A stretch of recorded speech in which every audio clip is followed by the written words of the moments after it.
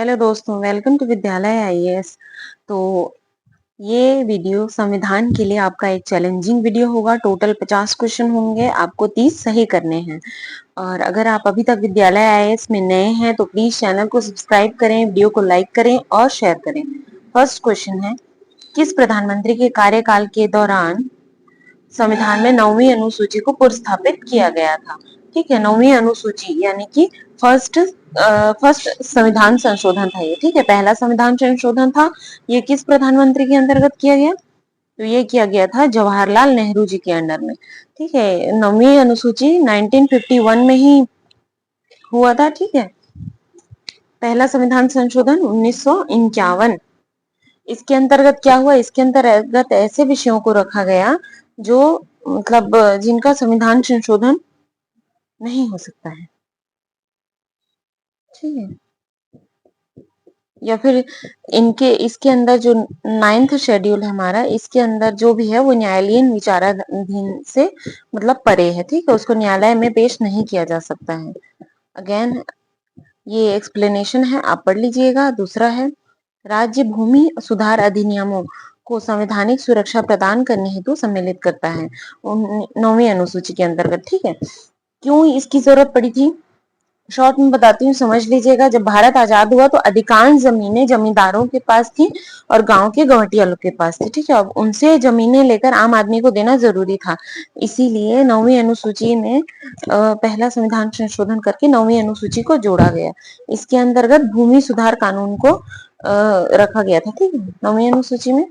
अगला है, भारतीय संविधान के किस संशोधन से वनों को राज्य सूची से समवर्ती सूची में अंतरित किया गया? तो 42वां संविधान संशोधन हुआ था, उसके लिए 5 विषय थे टोटल, जिनको संघ सूची मतलब राज्य सूची से समवर्ती सूची में डाला गया ताकि दोनों ही उसमें बना सकें। आपको शॉर्ट में बता दे रही हूँ। अनुसूची 7 सूची विभाजन है। अनुसूची 7, इसमें टोटल 3 सूचियां रखी गई हैं और वो सूचियां कौन कौन सी हैं? संघ सूची, राज्य सूची और समवर्ती सूची। ठीक है, संघ सरकार कानून बनाती है, राज्य सूची के लिए राज्य सरकार कानून बनाती है और समवर्ती में दोनों कानून बना सकते हैं। अगला है, भारत के संविधान के अंतर्गत विषय तथा संबंधित सूची के बारे में निम्न युग्मों पर कौन सा एक सुमेलित नहीं है? ठीक है, वन समवर्ती सूची, बिल्कुल वन समवर्ती सूची में है। शेयर बाजार समवर्ती सूची में, ये संघ सूची में है। ठीक है, शेयर बाजार और डाकघर ये संघ सूची में है और डाकघर भी संघ सूची में है, बिल्कुल सही। जन स्वास्थ्य राज्य सूची का विषय है।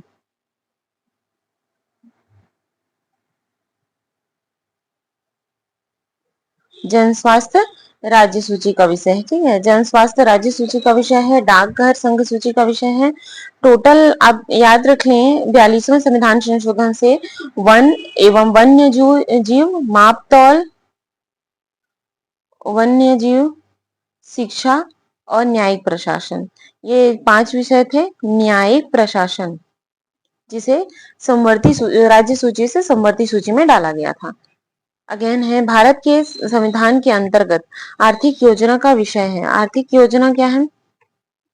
ठीक है, आर्थिक योजना का विषय किसमें है? समवर्ती सूची में है। मतलब अर्थ के मामले में केंद्र और राज्य दोनों ही कानून बना सकते हैं। अगेन है, आर्थिक नियोजन भारतीय संविधान की किस सूची में सम्मिलित है? आर्थिक नियोजन। ठीक है, आर्थिक नियोजन किस सूची में सम्मिलित है? समवर्ती सूची में सम्मिलित है। दोनों ही कानून बना सकते हैं। जानवरों के प्रति क्रूरता का रोकथाम, वन्य जीव। ठीक है, प्रावधान भारतीय संविधान के किस सूची में रखा गया है? ये वही 42वें संविधान संशोधन से किसमें रखा गया था? राज्य सूची से समवर्ती में रखा गया था। ठीक है, आंसर क्या हो जाएगा? समवर्ती। अगला है, निम्न में से कौन सा विषय समवर्ती सूची का है? पुलिस राज्य सूची का विषय है। आपराधिक मामले रेडियो और टेलीविजन, विदेशी मामले संघ सूची के हैं। ठीक है, आप ऐसे करके छांट सकते हैं। इसमें से जो आपराधिक मामले हैं वो समवर्ती सूची का विषय है, क्योंकि जो राज्य है वो भी अपने जांच ब्यूरो बनाती है और जो केंद्र है वो भी अपने जांच ब्यूरो रखती है। अगेन अगला है, भारतीय संविधान के किस अनुच्छेद के अंतर्गत लोकसभा में अनुसूचित जातियों का आरक्षण होता है, प्रावधान किया जाता है? किस अनुच्छेद के अंतर्गत? अनुच्छेद 330। अगला है अगेन, निम्नलिखित राज्यों में अनुसूचित जनजातियों के लिए लोकसभा में स्थान आरक्षित नहीं है। स्थान आरक्षित नहीं है बोल रहा है, ठीक है। तो केरल है और तमिलनाडु है जहां अनुसूचित जनजातियों के लिए स्थान आरक्षित नहीं है।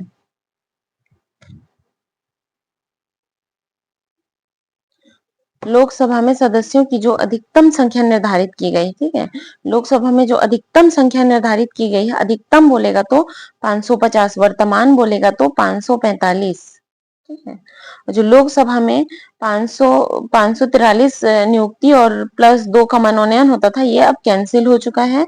अब टोटल जो 545 है ये सभी चुन के ही आएंगे। अगला है, लोकसभा की वर्तमान सदस्य संख्या क्या है? लोकसभा की वर्तमान सदस्य संख्या क्या है? 543 है, ठीक है। वर्तमान सदस्य संख्या 545 है।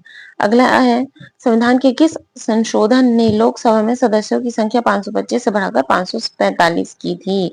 किस संशोधन ने की थी? 31वें संशोधन ने की थी, ठीक है। ये सभी चीजें आपको अच्छे से याद रखनी है, कौन सा संशोधन से क्या हुआ था। अगला है, प्रथम स्पीकर जिनके विरुद्ध लोकसभा में अविश्वास प्रस्ताव लाया गया था, कौन थे वो? जो पहले हमारे स्पीकर थे लोकसभा के, पहले अध्यक्ष थे जीवी मावलंकर, गणेश वासुदेव मावलंकर, उन्हीं के विरुद्ध लाया गया था, उन्हीं के विरुद्ध विपक्ष द्वारा लाया गया था। अगला है, प्रथम महिला, लोकसभा की प्रथम महिला अध्यक्ष कौन थी? इनको ज्यादा टाइम नहीं हुआ है, ठीक है, वो थी मीरा कुमार। अगला है, निम्नलिखित में से कौन प्रथम जनजातीय लोकसभा अध्यक्ष थे? प्रथम जनजातीय लोकसभा अध्यक्ष कौन थे? पीएस संगमा, पीएस संगमा थे। लोकसभा का सचिवालय सीधे नियंत्रित होता है, लोकसभा का सचिवालय सीधे कहां से नियंत्रित होता है? लोकसभा का सचिवालय सीधे नियंत्रित होता है लोकसभा के अध्यक्ष द्वारा। अगला है, राज्यसभा से संबंधित निम्नलिखित कथनों में से कौन सा एक सही है? कौन सा एक सही है राज्यसभा से संबंधित? राज्यसभा का विघटन नहीं हो सकता, यही सही है, ठीक है। अगला है, राज्यसभा कैसे भंग होती है? राज्यसभा कभी भंग नहीं होती, राज्यसभा से यही पे फंसाता है, राज्यसभा कभी भंग नहीं होती, कभी भी भंग नहीं होगी, उसका केवल 17वां होगा, ठीक है। और क्या है, उपयुक्त में से कोई नहीं। अगला है, राज्यसभा किसके द्वारा भंग की जाती है? किसी के द्वारा नहीं की जाती, क्योंकि राज्यसभा कभी भंग नहीं होती। राष्ट्रपति द्वारा राज्यसभा के कितने व्यक्ति मनोनीत किए जाते हैं? कितने व्यक्ति किए जाते हैं मनोनीत? 12। किस सभा का अध्यक्ष उसका सदस्य नहीं होता? अगेन, राज्यसभा का अध्यक्ष उसका सदस्य नहीं होता, क्योंकि राज्यसभा के अध्यक्ष पद में पदेन सभापति होते हैं, कौन? उपराष्ट्रपति जी, जो राज्यसभा के सदस्य नहीं होते। अगला है, राज्यसभा का पदेन सभापति कौन होता है? आंसर है ए, उपराष्ट्रपति। अगला है, निम्नलिखित में से किस एक सदन के अध्यक्ष और गैर सदस्य होता है? किस एक सदन का अध्यक्ष गैर सदस्य होता है? राज्यसभा। अगला है, राज्यसभा का सर्वप्रथम गठन किस वर्ष हुआ था? राज्यसभा बोले या लोकसभा बोले, 1952 में सर्वप्रथम गठन हुआ था, उससे पहले जो सरकार बनी थी वो अंतरिम थी, ठीक है। अगला है, भारतीय संविधान के अनुच्छेद 87 के अंतर्गत भारत का राष्ट्रपति अभिभाषण देता है। देखिए, एक साथ संवेद सदन में, दोनों सदनों में भाषण देता है, ठीक है।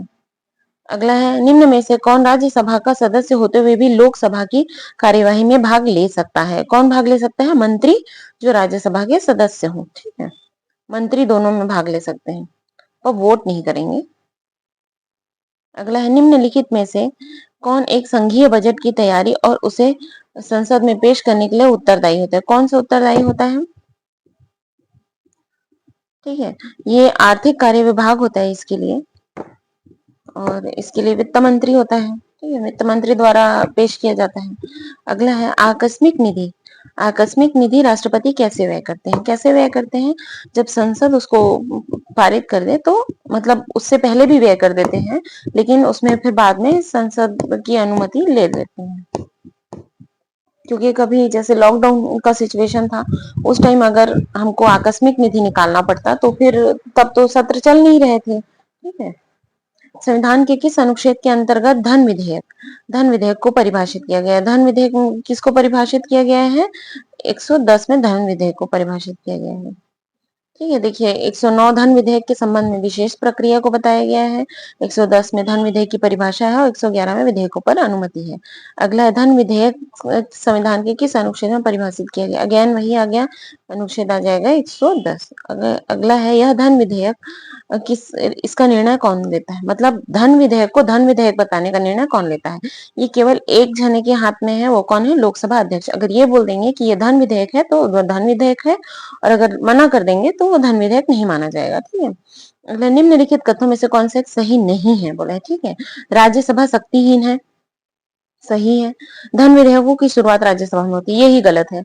ठीक है, ऑप्शन बी गलत हो जाएगा। ऑप्शन मतलब ऑप्शन बी ही सही हो जाएगा, क्योंकि सही नहीं है पूछा है, मतलब गलत खोज रहे हैं। ठीक है, राज्यसभा में नहीं होती है, लोकसभा में होती है, क्योंकि ये एक धन विधेयक होता है।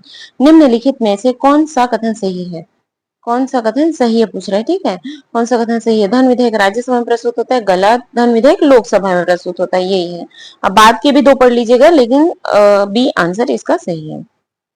धन विधेयक कहाँ पुरस्थापित किया जाता है, कहाँ पुरस्थापित किया जाएगा धन विधेयक, ये लोकसभा में किया जाता है। ठीक है, अगेन अगला है भारत के संविधान के अंतर्गत एक धन विधेयक को प्रस्तुत किया जाता है, कहाँ किया जाता है, लोकसभा में। बहुत ही आसान से क्वेश्चन है। तो ये टोटल 35 क्वेश्चन थे। अब बैटरी नहीं है फोन में। ठीक है, तो अगर आपको ये वीडियो थोड़ा सा भी अच्छा लगा हो तो प्लीज चैनल को सब्सक्राइब करें, वीडियो को लाइक करें, शेयर करें।